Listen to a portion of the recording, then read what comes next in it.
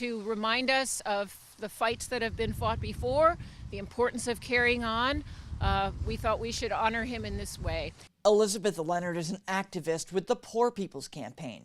She also organized a march of a few dozen activists to honor Dr. Martin Luther King Jr., which began at 11:30 at the Veterans Park in Waterville. According to Leonard, while many people know Dr. King for his fight for racial equality, he was also focused on the issue of poverty. Martin Luther King in 1967 and 8, before he was murdered, founded the Poor People's Campaign, which was meant to be more than just addressing racial issues, but bringing together the issues of racism and poverty and militarism and all of these interlocking systems of injustice. And the Poor People's Campaign isn't the only connection Leonard has to Dr. King. Her father was also a civil rights activist and joined King on one of his marches from Selma to Montgomery, Alabama.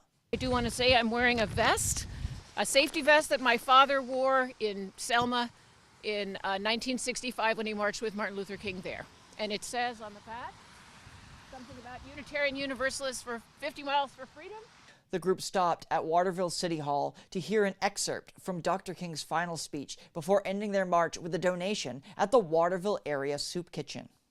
We just want people to think about Martin Luther King, the messages he gave us, the need to keep struggling for justice, and to keep an eye on those in our government and our society who are trying to hoard all the wealth to themselves and deprive everybody else of the wealth and the rights and the opportunities that they should have if we really are going to be a democracy. In Waterville, I'm Corey Bouchard for APC7 and Fox 22 News.